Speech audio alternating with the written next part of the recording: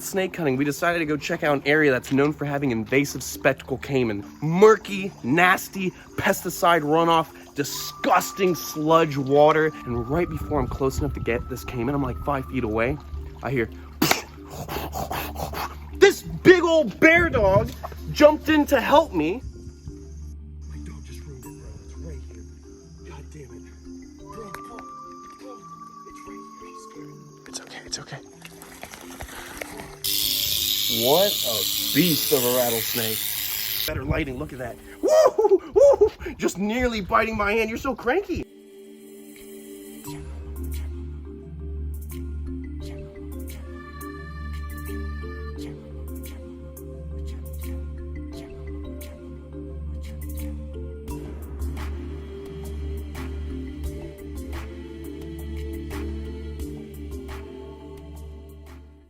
What are you doing, little Ziggy? You're looking so beautiful, blonde, the prettiest blonde girl I ever seen. I love you, Ziggy. I kiss you on the face if you want to rip my lips off. Oh, she's like, I will rip your lips off. All right, beautiful people, what is going on? Welcome back to my wild life. I'm just hanging out with my big old bear dog, Bear. What is going on, big dog? Can I get a kiss? You little troublemaker. My dog and I went on a little adventure the other day. We went to South Florida to go look for snakes, just to get out of town, go back to my roots homestead, looking for beautiful animals. Ow! Oh my goodness! And she was super excited to go look for wildlife with me. It's always good to bring the dog out, get her legs all stretched, but she was trying to assist me in something that I really don't want her assistance in. When we were out snake hunting, we decided to go check out an area that's known for having invasive spectacled caiman. In Florida, we've had spectacled caiman out here for like 30, 40 plus years, and there's actually a small breeding population in South Florida, so you can actually find young caiman that were born in the Florida Everglades. So there's pairs out there, they breed, they make nests, and they have offspring. Stop trying to bite me in my crotch. You're such a naughty dog. So, speaking of naughty dogs, we ran into this caiman on the side of the canal, saw its eye shine, and got super stoked for it. And I saw that it was under 4 feet long. So technically, I'm allowed to take that under my license and keep it in captivity since it's not supposed to be out here in the Florida Everglades. They're native to Central and South America. So with my Class 2 crocodilian permit, I'm allowed to catch this animal and keep it. And because it was about 2-3 feet when I saw it, I was like, I gotta get it. So literally, I stripped down, get out of there. I stripped down to my undies, and I actually went into the water to go get this beautiful caiman. And my friend Walker Blanco was filming. Check out this footage of the caiman just sitting there on the opposite side of the bank. Murky, nasty, pesticide runoff, disgusting sludge water. Not the kind of water I want to go into. And I've been into all types of water sources around the world. Homestead canal water on the side of a field is the nastiest you can possibly get. Nasty stuff. So I went into the water, I'm creeping, I got like neck deep in that nasty sludge, got to the other side, and right before I'm close enough to get this caiman, I'm like 5 feet away, I hear this big old bear dog jumped in to help me and literally is coming over and swimming out. She usually swims at the surface like a hippo and scares the caiman underwater. And I'm just livid. I'm livid with this little doggy. My dog just ruined it, bro. It's right here. God damn it. Bro. I'm livid with her. Because one, why are you jumping inside the swamp water? There could be a big old alligator. She literally opened the door to the truck and jumped in to help me. What does that say about this dog? She loves me and she can't stay away from me. So I'm frustrated, I'm annoyed because the caiman just went underneath the water and the water clarity is disgusting. If it goes underwater, you're not gonna be able to find it. Literally, the only way to get those caiman in there is to keep your eye on them while they're at the surface with light. Oh my goodness, you're dirtying my red shirt. Do not mess up this shirt. Don't bite me in the crotch either, you naughty dog. Ugh. So anyways, beautiful people, literally, she spooks the caiman and I could still just barely see a silhouette of that beautiful caiman. And I was like, I still have a chance. And you can see in this video, I'm saying, it's still there, it's still there. It's right here, she's scaring me. It's okay, it's okay. Bear. Yep, yep, yep, yep. She swims past me, goes right over where the caiman is at, and goes, it's okay, scares it off deeper down the canal. I wanted to smack you. I wanted to smack you real good. But I can't do that because I love this big old bear dog. She's my baby. She's my little baby. My little daughter that won't stop biting me. Anyways, so this dog loves me, wanted to help, scared the caiman off. and I'm already disgusting in the swamp, pesticide-filled water. Feels like fiberglass on your body when you get out, it's so nasty. And I'm like, I'm in my undies, I'm wet, I'm cold. I'm not leaving without this Caiman. So literally had Walker hold back my dog with a leash, walked the opposite side of the road because now we can't even film it because the Caiman already knows what's up. He knows somebody's trying to catch him. So I had to go stealth mode, take the flashlight, and keep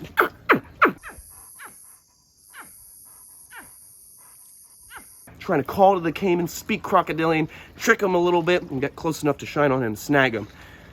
Took about 12 tries going up and down the canal, in and out of the canal, through the sludge, out of the sludge, get real close, miss it. Then finally, I caught this Caiman. You guys want to see this beautiful Caiman? Come check it out. Look at this. So, like I said, here in the state of Florida, they're invasive. They do not belong in our ecosystem. Therefore, I, being a licensed individual, get to keep this animal as an educational ambassador. Usually when people catch these Caiman, they're not licensed, and sadly they have to get put down. And a lot of biologists and the universities that go out and remove these animals, it is protocol to kill them. So, this Caiman's very lucky that I ended up catching it. Let's see how he's doing. Oh! Whoa, whoa, whoa, whoa, whoa. He's looking a little bit darker from when we caught him because now we have him in the black tub. Let me just go over here. So, so we have better lighting. Look at that. Just nearly biting my hand. You're so cranky. I don't remember you being this cranky. Now I gotta be careful because him spinning like that, if I don't hold the tail and secure it, he'll throw the tip of his tail in his mouth. And I've actually heard about Caiman throwing their tail into the mouth and literally cutting the tip of their tail off. But check this out. You think about iguanas and different types of lizards that get their tail ripped off by a predator and they grow it back, right? Caiman are one of the only crocodilians, specifically spectacle Caiman. Bera, what are you doing? She's harassing my friend as he's trying to film. You stop being naughty. You already tried to ruin the Caiman capture. We're lucky we even got this beauty. So anyways, Caiman can literally grow back a couple inches of their tail. And when I was a kid, I actually caught a Caiman that had the last 4 inches of its tail, but it didn't look like that. It didn't look like scales and scoots and whatnot. It literally looked all black, and it looked like a fire belly newt's tail. It literally looked like a salamander's tail because it was growing back. And at the time, I was just a little kid. I didn't understand what was going on. So we called it a calamander, like a salamander mixed with a Caiman. We didn't know what was going on. But later on, it turns out with more and more research that these Caiman actually have the capability of growing back parts of their tail. Even if it's like chopped up near the middle, they can actually grow a large portion of their tail back. Now, this is not all crocodilians. To our knowledge, it's really just spectacle Caiman at the moment.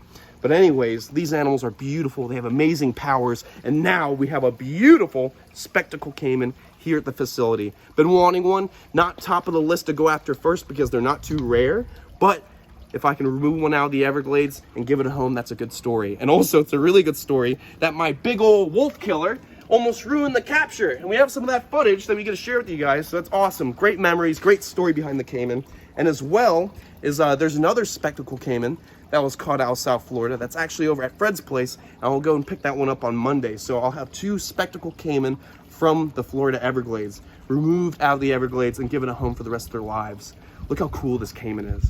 And what's really interesting is with the Caiman is at a certain point in their lives, if their teeth grow so large, they actually go through the top jaw and they make a fine little hole. He's young right now. He's probably just about 2-3 years old, depending on his size, or determining that by looking at his size. 2-3 years old, they grow about a foot every year, but not as fast as an alligator or a crocodile. And look at this. Look at his osteoderms.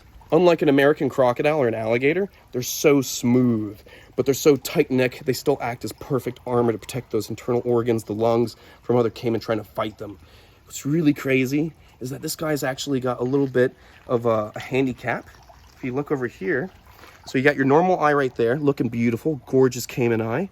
But then if we look to the other side, his nictitating membrane and his eyeball is slightly deformed. I don't know if he was born like that or that has something to do with the pesticide water with this guy growing up in that nasty quality water. Hopefully over time this might heal. If it doesn't, he's still healthy as can be. He's fat as mud. He was eating like crazy when we were finding him. He's just a perfect Caiman. I love him. Comment below what you guys think we should name him. And you guys are probably wondering, why do they call these things spectacle Caiman? Well, you guys know the Indian cobra, the spectacle cobra, is called the spectacle cobra because it looks like it's got a pair of glasses on the back of its hood. With this guy, literally, the skin right in front of his eyes is raised up a little bit. There's that little hump right there, and that is supposed to be like a pair of glasses. So that's why they call him the spectacled Caiman. So cool. And now I got him here. He's gonna live a nice, happy life at Chandler's Wild World. So comment below, what do you guys think we should name this beautiful Caiman? Look at that gorgeous underbelly. I'm not sure what sex it is. It's kind of hard for me to get a pinky in there and check that cloaca because he's not, let me see, he's not that big, but as he gets bigger, we'll check, and hopefully we'll have a pair of wild-caught spectacled Caimans. So cool. We got this big tub for him, my giant Amazon river turtles in here, as well as my fly river turtle. They should be good together. I might end up separating the fly river turtle just in case, because that's a soft shell type of turtle, but that turtle's way bigger than this Caiman, so I'm not too stressed out about that. And this animal is living around turtles and whatnot in the wild, so I'm not too stressed out. So let's see, let's get this Caiman released safely. There we go. Look at that beautiful boy. He's got such a gorgeous pattern, and he's not nearly as yellow as when we first got him because he's been in this black tub. And as you guys know, we've discussed this in the past, that when crocodilians are in a new environment, they'll actually slowly adapt to camouflage with that environment. So he was in that yellowish, mucky limestone canal area. He had very light yellow colors. Now he's in this black tub, and his colors are starting to get darker, so he's better camouflaged. And he thinks I can't see him, but I can see you. I can see you plenty. All right, let's get this secured. We have him within my fenced-in area, so he's nice and secure. We got Bridget the broad snout. We've got little Ziggy right here, as you saw. She's getting big and as thick as mud. Look how beautiful she is. And then we got little Bobby, the American croc, right here. And the rest of the crocodilians are in the garage as the weather keeps fluctuating in between cool and warm. We're just gonna have the well water trickling on these guys, and the rest of our crocodilians inside the garage to keep them nice and toasty, so I don't have to worry about them. And this dog, she's fine. She doesn't need any well water. She's got that big old thick coat. I wonder if Steve Irwin had the same problem with his dog. I don't think so. You guys ready to clean some snakes? Let's go clean Senor Pepe, the rattlesnake. Come on, Bear.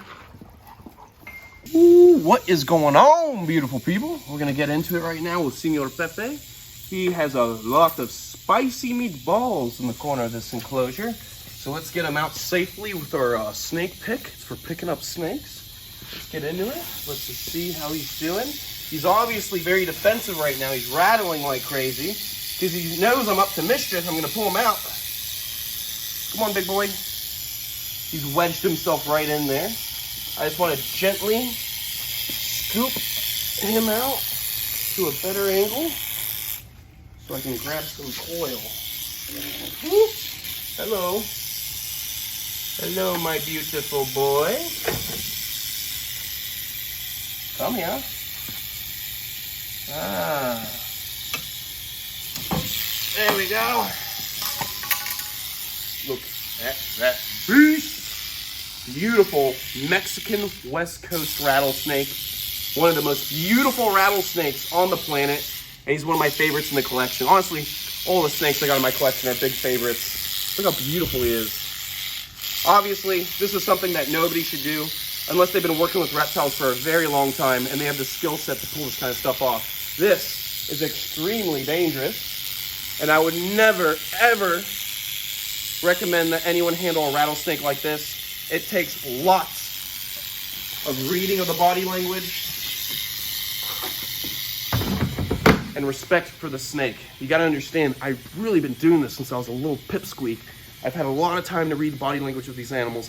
And literally, this is all I do with my life, is work with snakes, work with crocs, lizards. I study their behavior, and I know how to handle them. This is never a tutorial for you guys to handle reptiles in a manner like this. Always use your tools, be safe. You want to get into it the right way. You don't want to be taking a risk and get bit early in the game. Have I been bit? You're probably wondering. No, knock on wood. Never been bit by a venomous snake. Been bit by rear fang venomous snakes, but those don't really count because I'm not even allergic, so it's not a big deal. Anyways, you ready to clean the spiciest of meatballs? Let me grab my snake holding receptacle that looks like a trash can. All right, let's get into it. Oh, look at this. Yeah, baby, look at that. We got ourselves, is this a fang? I can't tell. I don't think this is a fang. I think this is actually, wait, I don't know. That's not a fang. This might actually be a rib bone to the rat. That's not a fang. I don't think it is. I thought it was a fang for a second. Nope, just a rib bone. All right, let's get into it. So you do have to be aware that they do digest, or they ingest their fangs, and they will poop the fangs out because they don't get digested. So I do a little scoop to make sure it's nice and safe. You can see all the fur and whatnot from the rat that didn't get digested. He eats big rats, really big rats. All right, let's scoop all that nasty stuff out. There we go. Get all that out. That's about it. Nice little spot clean. Nothing behind the hide. Pull that glass to the side. You know what? I'm going to clean the glass while I'm at it. Make sure it's nice and pretty. There we go. So I'll get some fresh water. We'll put Senor Pepe back in a moment. Oh, gotta love your rattlesnakes. All right, we're good to go. Nice clean enclosure, clean glass. Let's take Senor Pepe out. Always use a tool to open up a container you can't see into, because you never know when the snake's gonna be up at the top. Look how beautiful you are, Senor Pepe, the most beautiful Mexican in town. There we go. Ooh, you beast of a boy. All right, we're gonna get him right inside. Nice and easy. Look how thick he is. Woo! What a beast of a rattlesnake. Get that tail in there. There we go. All right, now we're gonna make sure it's nice and secure. Good to go. All right, beautiful people. I hope you enjoyed this episode. Enjoyed that story about my dog trying to assist me in catching Caiman. Just redonkulous. Comment below, what has your dog done that surprised you in the past?